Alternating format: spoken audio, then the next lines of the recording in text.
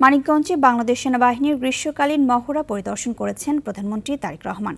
সকাল ৯টা ২০ সিংগারাই উপজেলায় বাংলাদেশ সেনাবাহিনীর ৯ পদাতিক ডিভিশনের অধীনে ৮ বীর এর গ্রীষ্মকালীন প্রশিক্ষণ এলাকায় আকস্মিকভাবে উপস্থিত হয়ে পায়ে হেঁটে পরিদর্শন করেন তিনি। মহড়া চলাকালে প্রধানমন্ত্রী তারেক রহমান ফার্ম বেজ এর বিভিন্ন অংশ ঘুরে দেখেন এবং দায়িত্বপ্রাপ্ত জেনারেল অফিসার কমান্ডিং ও ইউনিটের কমান্ডিং অফিসারের কাছ থেকে প্রশিক্ষণ কার্যক্রম সম্পর্কে অবহিত হন। এ সময় প্রধানমন্ত্রীর প্রতিরক্ষা উপদেষ্টা ব্রিগেডিয়ার জেনারেল অবসরপ্রাপ্ত ডক্টর AKM শামসুল ইসলাম, বাংলাদেশ সেনাবাহিনীর প্রধান জেনারেল ওয়াকুরুজ্জামান, প্রধানমন্ত্রীর সামরিক সচিব মেজর জেনারেল আবুল হাসনাত মোহাম্মদ তারিক এবং বাংলাদেশ সেনাবাহিনীর ঊর্ধ্বতন কর্মকর্তারা উপস্থিত ছিলেন। দেশের ইতিহাসে প্রথম কোনো প্রধানমন্ত্রী সেনাবাহিনীর গ্রীষ্মকালীন প্রশিক্ষণ এলাকায় সশরীরে উপস্থিত হয়ে মাঠ পর্যায়ের সেনা সদস্যদের সঙ্গে সময় কাটালেন।